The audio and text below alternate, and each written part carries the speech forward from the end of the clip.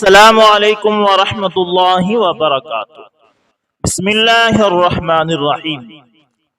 دوستو، امام احمد بن حنبل رحمۃ اللہ تعالی اپنے گھر میں تشریف فرما تھے۔ رات کا وقت تھا، اچانک دروازے پر دستک ہوئی۔ امام صاحب نے پوچھا کون ہے؟ جواب ملا میں ایک نوجوان ہوں۔ امام صاحب نے اسے اندر آنے کی اجازت دے دی۔ وہ نوجوان کہنے لگا، امام صاحب میری والدہ پر فالج کا حملہ ہوا ہے، کوئی دوا فائدہ نہیں دے رہی، اس نے مجھے آپ کے پاس بھیجا کہ آپ اس کی شفا یابی کے لیے اللہ تعالی سے دعا کریں۔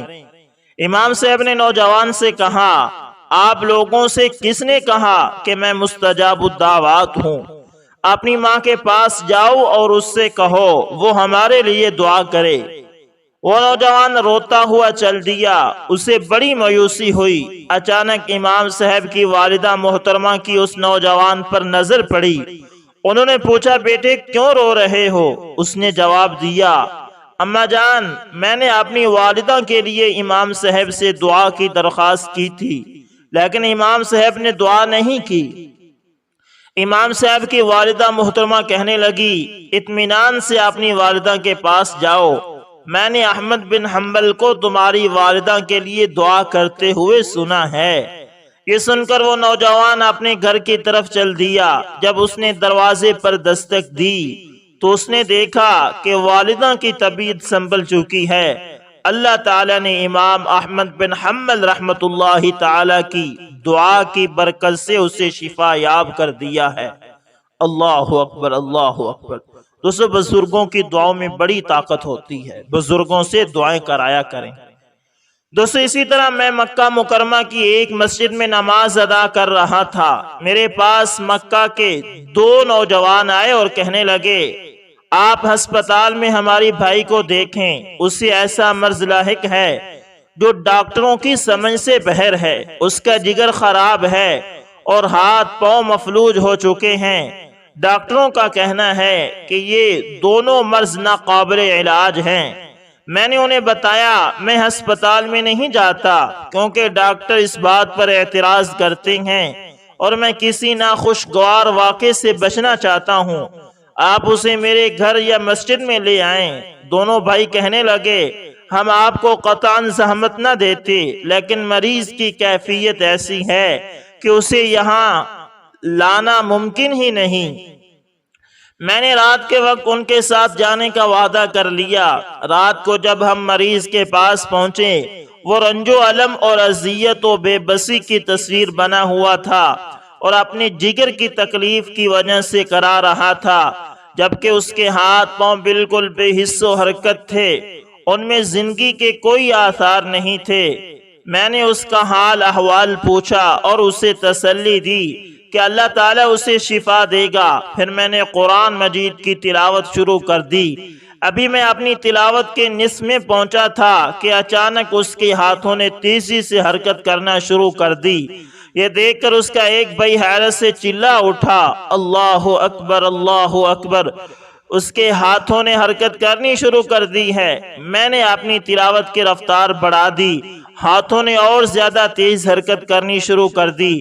میں نے تلاوت جاری رکھی، اس کے پیروں نے بھی حرکت کرنی شروع کر دی، اس کے چہرے کی کیفیت بھی بدلنے لگی اور وہ بالکل ایک مختلف شخص نظر آنے لگا۔ پھر اس نے چیخنا چلانا شروع کر دیا۔ مجھے پتا چل گیا کہ اسی کسی جن نے قابو کیا ہوا ہے اور اس کے اندر جن ہی یہ چیخ و پکار کر رہا ہے۔ میں نے جن کو مخاطب کیا، تم کون ہو؟ اس نے ہکلاتے ہوئے جواب دیا، میں یوحنا ہوں۔ میں نے پوچھا، تم یہاں کیا کر رہے ہو؟ اس نے جواب دیا، میں اس میں داخل ہو چکا ہوں کیونکہ یہ مجھے بہت اچھا لگتا ہے، کیونکہ یہ بہت نفیس آدمی ہے۔ کیا آپ اچھے لوگوں کو پسند نہیں کرتے؟ وہ خالص عربی لہجے میں بات کر رہا تھا۔ میں نے پوچھا، تم اس میں داخل کیسے ہوئے؟ اس نے بتایا، ہم جہاں مقیم تھے یہ اس کے قریب ہی تھا، اس لیے مجھے اس میں داخل ہونے کا موقع مل گیا۔ پھر میں نے جن سے مخاطب ہو کر کہا، یوحنا میں تمہیں ایک شرط پر کوئی سزا نہیں دوں گا، کہ تم دوبارہ اس کے ہاتھ پاؤں کو مفلوج نہیں کرو گے۔ اگر تم نے دوبارہ ایسی حرکت کی تو میں تمہیں عبرتناک سزا دوں گا۔ اس نے آئندہ ایسی حرکت نہ کرنے کا وعدہ کر لیا۔ ہماری یہ مجلس اسی بات پر برخاست ہو گئی۔ ہم نے آپس میں اتفاق کیا کہ آئندہ اس کا علاج کسی اور جگہ ہوگا تاکہ اس کی چیخ و پکار سے دوسرے مریض ڈسٹرب نہ ہوں۔ اگلے دن جب ڈاکٹر آئے تو اس کی حالت کو دیکھ کر ہکا بکا رہ گئے۔ وہ ہاتھ اور پاؤں جنہیں وہ ناقابل علاج قرار دے چکے تھے بالکل ٹھیک کام کر رہے تھے۔ ڈاکٹروں نے اس کے بھائیوں سے پوچھا یہ معجزہ کیسے ہوا؟ انہوں نے بتایا کہ ایک قرآنی معالج نے قرآن مجید کے ذریعے اس کا علاج کیا ہے۔ یہ 27 رمضان المبارک کا دن تھا۔ ڈاکٹروں نے اس مریض کے بھائیوں کی درخواست پر اسے عید کے ایام گھر پر گزارنے کی اجازت دے دی۔ 28 رمضان کو میں مریض سے اس کے گھر میں ملا۔ میں نے حسب معمول قرآن مجید کی تلاوت شروع کر دی۔ پھر اس مریض کی کیفیت بدلی اور اس کے اندر سے جن نے کلام شروع کر دیا۔ میں نے اس سے پوچھا یوحنا تم نے بتایا تھا کہ تم نے اس کے ہاتھ اور پاؤں کو مفلوج کر رکھا تھا، کیا اس کے جگر کی کیفیت بھی تمہاری وجہ سے ہے؟ اس نے جواب دیا اس ذات کی قسم جس نے موسیٰ علیہ السلام کے لیے سمندر کو پھاڑا تھا، میرا اس کے جگر کی بیماری کے ساتھ کوئی تعلق نہیں۔ میں نے کہا تم نے اللہ کی قسم اٹھائی ہے اور موسیٰ علیہ السلام کا ذکر کیا ہے۔ وہ کہنے لگا ہم ایسے ہی قسم کھاتے ہیں کیونکہ میں یہودی ہوں۔ پھر میں نے اسے اسلام کی دعوت دی جیسے کہ ہم غیر مسلم جنوں کو دیتے ہیں۔ اس نے انکار کر دیا۔ میں نے اسلام کے محاسن کا ذکر کیا، اسے اسلام کی ضرورت و اہمیت بتائی، پھر بھی اس کے دل پر کوئی اثر نہ ہوا۔ میں دلائل دیتا رہا لیکن اس کا انکار اور یہودیت پر اصرار بڑھتا رہا۔ پھر میں نے اس سے مطالبہ کیا کہ اس کی جان چھوڑ دو۔ وہ کہنے لگا جب تک مجھے کوئی اور جگہ میسر نہیں ہوتی میں اس کی جان نہیں چھوڑوں گا۔ میں نے کہا تم کہیں بھی جا سکتے ہو، تم لوگوں کو کسی ملک میں داخل ہونے کے لیے اجازت کی ضرورت تو ہوتی نہیں۔ پھر دوسری طرف خاموشی چھا گئی۔ میں نے دوبارہ تلاوت شروع کر دی، پھر بھی دوسری طرف سے کوئی رد عمل نہ ہوا۔ اب مریض کی حالت بالکل سنبھل گئی جیسے کچھ ہوا ہی نہیں۔ 2 سال بعد اچانک میری اس مریض کے بھائی سے ملاقات ہوئی۔ میں نے اس کے مریض بھائی کے بارے میں پوچھا۔ اس کے ہاتھ پاؤں تو بالکل ٹھیک کام کر رہے تھے لیکن اس کا جگر کا مرض بڑھ گیا تھا اور وہ 1 سال قبل فوت ہو گیا۔ رحمت اللہ علیہ رحمتاً واسعہ۔ اللہ اکبر اللہ اکبر۔ اس شیاطین اور جنوں سے بچنے کے لیے جو اللہ کے نبی کے لیے اللہ تعالیٰ نے خود وظیفہ بتایا تھا، یعنی آخری صورتیں قل شریف، صبح شام اس کا اہتمام کرنا چاہیے۔ دوستو اسی طرح ایک اندھیری رات میں حضرت عمر بن خطاب رضی اللہ تعالی عنہ بنفس نفیس گشت پر نکلے تو ایک گھر میں انہیں چراغ کی روشنی دکھائی دی اور کچھ لوگوں کے باتیں کرنے کی آواز بھی سنائی دی۔ آپ رضی اللہ تعالی عنہ نے تجسس کے ہاتھوں مجبور ہو کر دروازے کی جھری میں سے جھانکا تو کیا دیکھتے ہیں کہ ایک سیاہ فام غلام اپنے سامنے شراب کا برتن رکھے شراب پی رہا ہے اور اس کے ساتھ کچھ اور لوگ بھی ہیں۔ تو آپ رضی اللہ تعالی عنہ نے دروازے سے داخل ہونا چاہا مگر دروازہ اندر سے بند تھا۔ تو آپ رضی اللہ تعالی عنہ چھت پر چڑھ گئے اور ہاتھ میں درہ لیا، ان لوگوں کے سر پر پہنچ گئے۔ جیسے ہی ان لوگوں نے آپ رضی اللہ تعالی عنہ کو دیکھا انہوں نے دروازہ کھولا اور بھاگ کھڑے ہو گئے، مگر وہ سیاہ فام غلام حضرت عمر رضی اللہ تعالی عنہ کی گرفت میں آ گیا اور کہنے لگا امیر المومنین میں نے غلطی کی ہے مگر اس سے توبہ کرتا ہوں، میری توبہ قبول کر لیجئے۔ تو آپ رضی اللہ تعالی عنہ نے فرمایا میں تمہاری غلطی پر تمہیں مارنا چاہتا ہوں، یعنی تمہیں سزا دوں گا۔ تو وہ سیاہ فام غلام بولا یا امیر المؤمنین اگر میں نے ایک غلطی کی ہے تو آپ نے تو 3 غلطیاں کی ہیں، کیونکہ حق تعالیٰ فرماتے ہیں وَلَا تَجَسَّسُوا، اور ایک دوسرے کے حال کا تجسس نہ کیا کرو، جبکہ آپ نے تجسس کیا اور حق تعالیٰ فرماتے ہیں وَأْتُوا الْبُيُوتَ مِنْ أَبْوَابِهَا، اور گھروں میں ان کے دروازے سے آیا کرو جبکہ آپ چھت کے ذریعے اندر آئے ہیں۔ اور حق تعالی فرماتے ہیں لا تدخلوا بيوتا غير بيوتكم حتى تستأنسوا وتسلموا على أهلها، اپنے گھروں کے سوا دوسرے لوگوں کے گھروں میں گھر والوں سے اجازت لیے اور ان کو سلام کیے بغیر داخل نہ ہوا کرو۔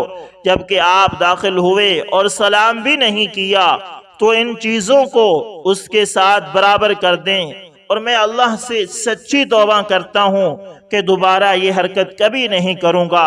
حضرت عمر رضی اللہ تعالی عنہ نے اسے معاف کر دیا اور اس کی بات کو بے حد پسند فرمایا۔ تو اسی طرح ہمارے اس ضلع میں فیصل آباد روڈ پر ایک گاؤں میں ایک نیک خاتون رہتی تھی۔ وہ بہت زیادہ سخیہ تھی، وہ اتنی نیک دل، اتنی مہمان نواز اور اس قدر غریبوں پر خرچ کرنے والی تھی کہ لوگ اسے حاتم تائی کی بیٹی کہتے تھے۔ وہ گاؤں سڑک کے قریب ہی تھا۔ پہلے تو کوئی مستقل بس سٹاپ نہ تھا، مگر دیہاتی لوگوں کی آمد و رفت کی وجہ سے ایسا سڑک کے اوپر بس سٹاپ بن گیا۔ اندر کے علاقوں کے دیہاتی لوگ 5-10 میل چل کر وہاں آتے کہ ہم خرید و فروخت کے لیے بس پر بیٹھ کر شہر کو جائیں گے۔ کبھی کبھی ایسا ہوتا کہ بس کا وقت ختم ہو جاتا تو ان بیچاروں کے پاس وہاں رہنے کے لیے انتظام نہیں ہوتا تھا۔ وہ اسی حال میں بیٹھ کر رات گزارتے، بھوکے پیاسے رہتے۔ اگر عورتیں ساتھ ہوتی تو اور زیادہ پریشانی ہوتی۔ اس خاتون نے محسوس کیا کہ یہاں تو ان کے لیے کوئی بندوبست ہونا چاہیے۔ چنانچہ اس نے اپنے خاوند سے کہا کہ کیوں نہ ہم لوگوں کی سہولت کے لیے ایک مہمان خانہ بنوا دیں، تاکہ وہ لوگ جو رات کو آگے یا پیچھے نہیں جا سکتے وہ آسانی سے رات گزار سکیں اور وہ اگلے دن اپنے کام کے لیے روانہ ہو جایا کریں۔ خاوند کو یہ بات پسند آئی، چنانچہ اس نے مہمان خانہ بنوایا اور ایک آدمی رکھ کر ان کے لیے کھانا پکانے کا بندوبست کر دیا۔ اب لوگ آنے جانے لگے اور جو آگے پیچھے نہیں جا سکتے تھے وہ رات کے وقت وہی سے کھانا کھاتے اور آرام سے سو جاتے، پھر رات گزار کر اپنے کام کے لیے چلے جاتے۔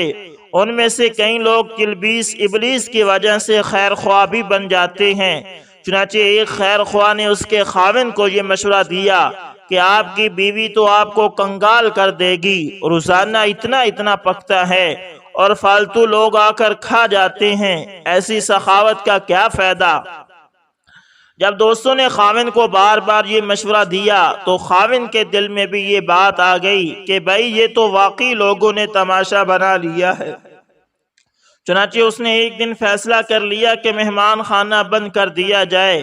بیوی کو پتہ چلا تو وہ پریشان ہوئی کہ جب پروردگار نے ہمیں اتنی زمینیں دی تھی کہ ہماری اپنی گندم سے ہی روٹی بنتی تھی اور سارا سال مہمان نوازی کا ثواب ملتا تھا، اب یہ نیکی کا ذریعہ بند ہو گیا ہے۔ لیکن جب خاوند نے کہہ دیا تو بیوی خاموش ہو گئی۔ نیک بیویاں پھر بات کرنے کے لیے موقع ڈھونڈا کرتی ہیں، جھگڑے نہیں کیا کرتی۔ اللہ اکبر، اللہ اکبر۔ نیک بیویاں پھر بات کرنے کے لیے موقع ڈھونڈا کرتی ہیں، جھگڑے نہیں کیا کرتی۔ چنانچہ وہ موقع کی تلاش میں رہی۔ ایک دن خاوند سے کہنے لگی کہ آج میری طبیعت کچھ اداس سی ہے، گھر میں رہ کر کچھ تنگ سی آ گئی ہوں، کیوں نہ میں زمینوں سے ذرا ہو کر آؤں؟ اس نے کہا بہت اچھا۔ خاوند اسے اپنی زمین پر لے کر چلا گیا۔ وہاں کنواں، باغ اور فصلیں تھیں۔ وہ تھوڑی دیر چلی پھری اور پھر آ کر کنویں کے کنارے پر بیٹھ گئی اور کنویں کے اندر دیکھنا شروع کر دیا۔ خاوند پھر ادھر ادھر پھرتا رہا۔ کافی دیر کے بعد کہنے لگا نیک بخت چلیں، دیر ہو رہی ہے۔ کہنے لگی بس چلتے ہیں۔ پھر کنویں کے اندر دوبارہ جھانکنا شروع کر دیا۔ تھوڑی دیر بعد اس نے پھر کہا، وہ پھر جواب میں کہنے لگی اچھا ابھی چلتے ہیں، اور پھر کنویں میں دیکھتی رہی۔ بالآخر خاوند نے کہا کہ خدا کی بندی، کنویں میں کیا دیکھ رہی ہو؟ کہنے لگی کہ میں دیکھ رہی ہوں کہ خالی ڈول پانی میں جا رہے ہیں اور بھر بھر کر واپس آ رہے ہیں، مگر کنویں کا پانی جیسا ہے ویسا ہی ہے۔ اس نے کہا خدا کی بندی، تو اگر سارا دن اور ساری رات بیٹھی رہے گی تو یہ پانی ایسے ہی رہے گا، خالی ڈول بھر بھر کے آتے رہیں گے مگر پانی میں کمی نہیں آئے گی۔ جب خاوند نے یہ بات کہی تو اس نیک دل خاتون نے کہا، اچھا کیا کنویں کا پانی ختم نہیں ہوتا؟ اس نے کہا کہ واقعی کنویں کا پانی ختم نہیں ہوتا۔ یہ سن کر وہ کہنے لگی، اللہ تعالیٰ نے ہمارے گھر کے اندر بھی ایک کنواں جاری کیا تھا، لوگ خالی پیٹ آتے تھے اور پیٹ کا ڈول بھر کے جاتے تھے، تمہیں کیوں ڈر ہوا کہ اللہ تعالیٰ تمہارے اس کنویں کے پانی کو کم کر دیں گے؟ بیوی کی بات سن کر خاوند کے دل پر ایسی چوٹ پڑی کہ کہنے لگا، میں مہمان خانے کو دوبارہ جاری کرتا ہوں۔ چنانچہ وہ خاتون جب تک زندہ رہی اس علاقے میں مہمان خانہ اسی طرح جاری رہا۔ اللہ اکبر، اللہ اکبر، اللہ اکبر۔ دوستو، میرے ایک دوست کہنے لگے کہ میں ریل گاڑی میں سفر کر رہا تھا، ایک 90 سال سے زیادہ عمر کی بوڑھی عورت مجھے کہنے لگی کہ آپ مسلمان ہیں؟ میں نے کہا ہاں میں مسلمان ہوں۔ کہنے لگی کہ میں نے سنا ہے کہ مسلمان وعدے کے بڑے پابند ہوتے ہیں۔ میں نے کہا ہاں بڑے پابند ہوتے ہیں۔ کہنے لگی کیا آپ مجھ سے ایک وعدہ کر سکتے ہو؟ میں نے کہا جی مجھے بتائیں کہ میں کیا وعدہ کروں۔ کہنے لگی بس آپ مجھ سے وعدہ کریں پھر میں آپ کو بتاؤں گی۔ میں نے کہا کہ مجھے بتاؤ تو صحیح کہ کیا وعدہ لینا ہے۔ کہنے لگی کہ وعدہ یہ لینا ہے کہ آپ امریکہ میں جہاں کہیں بھی ہوں روزانہ 5 منٹ کے لیے مجھے کال کر دیا کریں۔ اللہ اکبر۔ آپ ٹیلی فون سے کسی آدمی کو فون کریں مگر بیل آپ کی بجائے اس بندے کو آئے گی جس کو ٹیلی فون کیا جا رہا ہے۔ گویا وہ کہہ رہی تھی کہ بل میں ادا کروں گی۔ میں نے پوچھا کیوں؟ کیا آپ کے بچے نہیں ہیں؟ کہنے لگی کہ بچے تو ہیں مگر ان کے پاس مجھے ملنے کے لیے ٹائم ہی نہیں۔ میرا بہت بڑا گھر ہے، مجھے اتنی پینشن ملتی ہے، مجھے خرچ کی پرواہ نہیں مگر میں اپنے بچوں کو یاد کرتی ہوں اور اتنے بڑے گھر میں سارا دن اکیلی رہتی ہوں جس کی وجہ سے اب میری صحت بھی خراب ہوتی چلی جا رہی ہے۔ اگر آپ مجھے کال کرنے کا وعدہ کریں تو 24 گھنٹوں میں مجھے انتظار رہے گا کہ کبھی نہ کبھی میرے فون کی گھنٹی تو بجے گی، میں یہی سمجھوں گی کہ امریکہ میں کوئی بندہ تو میرے بارے میں سوچ رہا ہوگا۔ اس طرح آپ کے فون کے انتظار میں مجھے سارا دن جینے کے لیے ایک طاقت مل جائے گی۔ اب بتائیے کہ جس ماں کی اسی ملک میں اولاد بھی موجود ہے وہ ماں 5 منٹ کے لیے کسی سے بات کرنے کو ترستی ہے۔ یہ اس سوسائٹی کا سب سے کمزور پہلو ہے، اسے واقعتاً ہے بھی ایسی بات۔ اللہ اکبر، اللہ اکبر۔ اللہ تعالی ہمیں دین اسلام کی سمجھ عطا فرمائے۔ دوستو، اسی طرح امریکہ میں میرے ایک دوست عالم ہیں، ہم ان کے گھر کھانا کھا رہے تھے کہ اس نے کہا میں یہاں کی جیلوں میں اتوار کے دن اسلام کی تبلیغ کرنے کے لیے جاتا ہوں۔ فقیر نے اس سے پوچھا کہ وہاں کے حالات سنائیں۔ کہنے لگا کہ جو بھی مسلمان ہوتا ہے اس کی زندگی میں بڑی تبدیلی آ جاتی ہے۔ وہ کہنے لگا ان دنوں ایک ملزم جیل میں آیا ہوا ہے، اسے 1 سال کی جیل ملی تھی جس میں سے وہ 6 مہینے گزار چکا ہے اور 6 مہینے مزید گزارنے ہیں۔ وہ مسلمان ہوا، میں نے اسے نماز سکھائی۔ ایک دن ہم دونوں بیٹھے ہوئے تھے کہ مجھے کہنے لگا میں آپ پر بہت زیادہ اعتماد کرتا ہوں، میں آپ کو بتاؤں کہ اسلام لانے کے بعد میری زندگی میں بہت زیادہ تبدیلی آئی ہے۔ میں نے کہا ہاں وہ تو سب کی ہوتی ہے۔ کہنے لگا جتنی میری زندگی تبدیل ہوئی ہے اتنی اور لوگوں کی شاید نہ ہوئی ہو۔ میں نے کہا وہ کیوں؟ وہ کہنے لگا اسلام لانے سے پہلے میں بالکل ہی حیوان تھا اور اب میں انسان بن کر زندگی گزار رہا ہوں۔ میں نے کہا بھیا تفصیل سے تو بتاؤ، کیا اشاروں میں بات کر رہے ہو؟ کہنے لگا ابھی تو میں ایک چھوٹے سے جرم کی وجہ سے جیل میں آیا ہوں، 1 سال کی جیل ملی ہے، 6 مہینے گزر چکے ہیں اور 6 مہینے کے بعد واپس چلا جاؤں گا، لیکن آپ کو دل کی بات بتلاتا ہوں کہ اسلام لانے سے پہلے مجھے دوسرے انسانوں کو قتل کرنے میں مزہ آتا تھا۔ جب کسی کو تڑپتے اور اس کے جسم سے خون کے فارے چھوٹتے دیکھتا تو میں لطف اندوز ہوا کرتا تھا۔ میں اب تک کئی آدمیوں کو اپنے ہاتھوں سے قتل کر چکا ہوں۔ گویا یہ میرا مشغلہ تھا۔ اسلام قبول کرنے کے بعد میرا دل اتنا بدلا ہے کہ اب میں اگر پیدل چل رہا ہوں اور میرے پاؤں کے نیچے اگر کوئی چیونٹی بھی آ کر مر جائے تو مجھے اس کا بھی افسوس ہوتا ہے۔ اللہ اکبر، اللہ اکبر۔ دوستو یہ سب کچھ اسلام کی برکت سے ہوا۔ دوستو امید کرتا ہوں آپ لوگوں کو ویڈیو اچھی لگی ہوگی۔ اگر پسند آئے تو لائک شیئر کمنٹ لازمی کریں۔ دوسروں الحمدللہ ہمارے اس چینل پر صحابہ کرام، تابعین، علماء کرام، اولیاء کرام، اس طرح روزمرہ کے سبق آموز واقعات اپلوڈ کیے جاتے ہیں جو کہ انتہائی سبق آموز اور بہت کچھ سیکھنے کے لیے ہوتے ہیں۔ دوستو اگر آپ کچھ سیکھنا چاہتے ہیں، اپنی معلومات یا ایسے ہی اسلامی مستند واقعات سننا چاہتے ہیں تو اس کے لیے آپ ہمارے چینل کو لازمی سبسکرائب کریں اور ساتھ میں بیل کے نشان کو دبانا نہ بھولنا تاکہ ہر نئی ویڈیو کا نوٹیفیکیشن آپ لوگوں تک پہنچتا رہے۔ دوستو ملتے ہیں کسی نیکسٹ اچھی سی ویڈیو کے اندر، تب تک کے لیے اللہ حافظ، جزاکم اللہ خیر۔